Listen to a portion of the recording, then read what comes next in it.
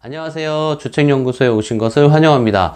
저는 그 2차전지 ETF에 투자를 하고 있는데 3월 한 달간 2차전지 섹터에서 몇 가지 악재 아닌 악재들이 터져 나와서 조정이 조금 있었죠. 저는 일단은 떨어질 때마다 사 모았어요. 오늘은 그동안 2차전지가 받았던 이슈들 중에서 가장 영향을 크게 끼쳤다고 생각하는 이 폭스바겐 파워데이에 대해서 정리를 해보고, 저는 왜 이 조정을 받는 국면에서 손절이 아닌 물타기, 솔직히 저는 분할 매수라고 우기고 싶지만 어쨌든 물타기를 한 이유에 대해서 얘기해 보겠습니다.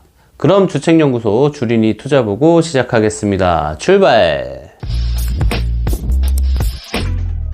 폭스바겐이 파워데이 때 크게 4가지의 향후 계획을 밝혔습니다. 배터리를 각형 배터리로 통일한다는 거, 배터리 자체 생산 비율을 70%까지 끌어올린다는 거, 또 배터리 재생 시스템을 만들겠다는 거, 또 유럽, 중국, 미국에 충전소를 건설해서 충전 인프라를 구축하겠다는 거, 이렇게 크게 4가지 계획을 밝혔는데요.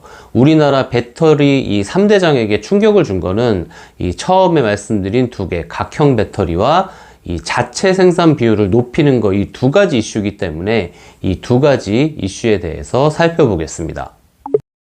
첫 번째는 이 각형 배터리를 통일한다는 내용입니다.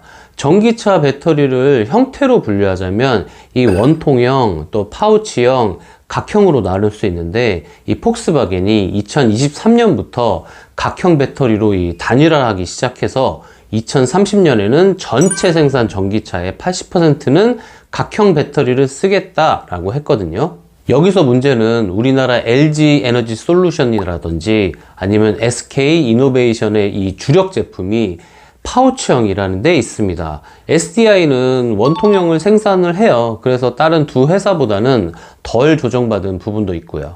두 번째는 배터리 내재화입니다. 즉 자기네가 직접 생산을 하겠다는 얘기죠. 2030년까지는 연간으로 총 240기가와트를 생산할 수 있는 배터리 공장을 이 협력사와 함께 설립한다고 합니다. 유럽 내 6개 지역에서 나눠서 생산할 계획이고, 스웨덴과 독일에서는 2023년, 2025년부터 생산할 계획이라고 합니다.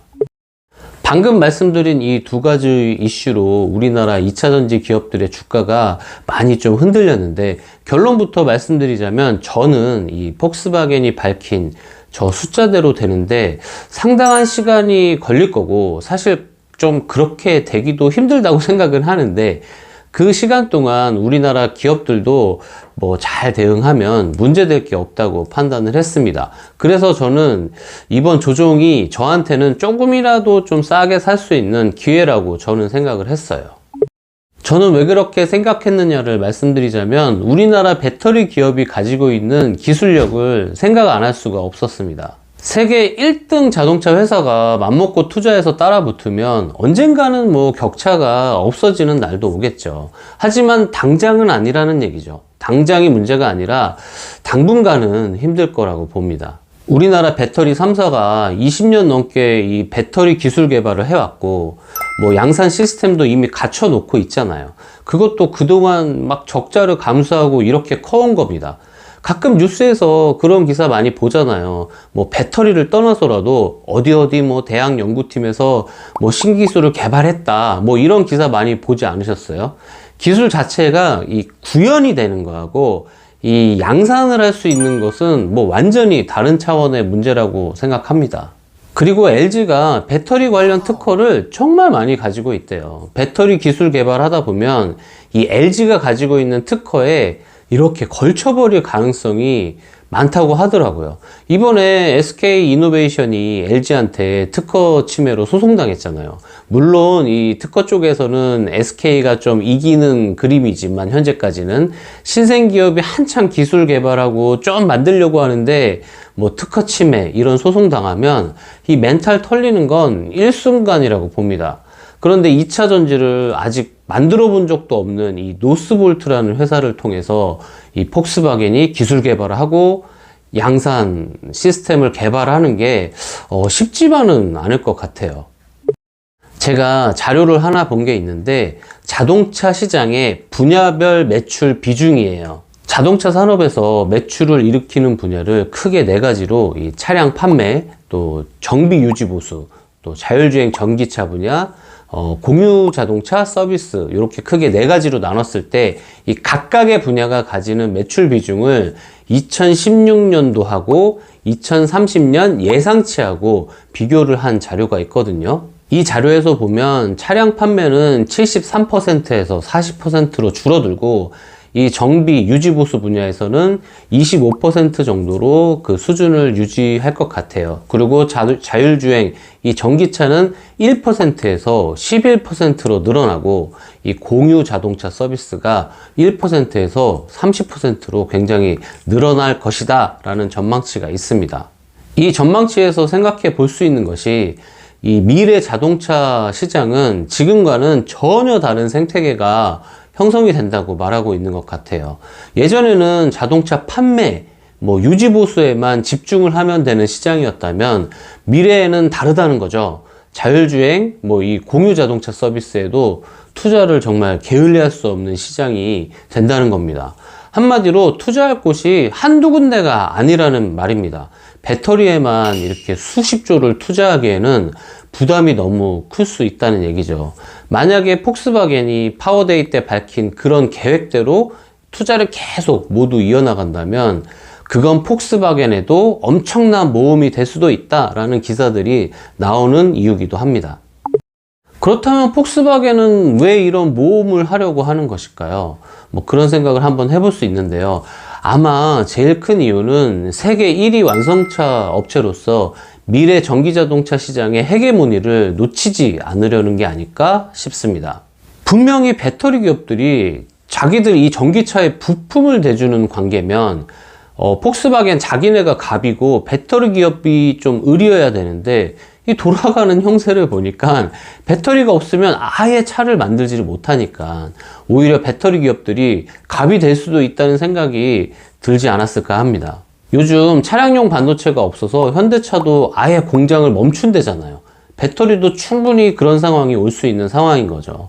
전기차 판매가 늘어나면 늘어날수록 이런 압박은 점점 심해질 거고, 그런 상황을 미연에 방지하기 위한 좀 어떻게 말하면 배터리 업체들과의 협상에서 유리한 고지를 차지하기 위한 전략이지 않을까라는 생각이 듭니다. 물론 지금까지 말씀드린 내용은 다 추측이니까 실제로 폭스바겐이 제시했던 그런 계획들을 차근차근 진행해 나간다면 아무래도 우리 배터리 회사들의 영업이익을 갉아먹는 거는 당연한 사실이기 때문에 투자자 입장에서 앞으로 완성차 업체들의 이 배터리 내재화에 대한 이슈는 끊임없이 이렇게 트래킹해야 된다고 생각을 합니다. 그리고 아무래도 좀 제일 중요한 건 뭐니 해도 이 실적이겠죠. 지금까지 20년 넘게 기술 개발하고 양산 시스템에 막 수십조를 쏟아부으면서 막 적자를 보면서 이렇게 키워놨는데 전기차 판매가 막 늘어나요. 늘어나는데도 배터리 기업들이 돈을 못 번다? 그러면 투자 아이디어를 다시 한번 점검해야 할 거는 같습니다. 분기마다 실적 발표하면 관심 있게 지켜봐야 할 것 같습니다. 네, 오늘은 이 3월 한 달간 말도 많고 탈도 많았던 2차 전지 기업들 조정받는 거에 대해서 이 폭스바겐 파워데이를 좀 중심으로 해서 얘기해 봤습니다. 저는 2차 전지 섹터에 대한 투자로 이 ETF를 선택했잖아요. 우리 기업들이 앞으로도 이 지금의 리딩 기업의 지위를 잘 지켜나갈 것이라고 믿고 투자를 이어나가기로 저는 결정을 했습니다. 오늘 주제 자체가 워낙 좀 미래를 예측하는 내용들이 많아서 제가 생각하는 거하고 다른 의견을 가지신 분도 좀 많이 있을 것 같아요. 좀 시간이 되시면 댓글로 소중한 의견 남겨주시면 저도 다시 한번 공부해보고 고민해보는 좀 좋은 시간을 가질 수 있을 것 같습니다. 네, 오늘도 소중한 시간 제 영상에 투자해 주셔서 정말 고맙습니다. 마무리 전에 구독, 좋아요 부탁드릴게요. 고맙습니다. 안녕.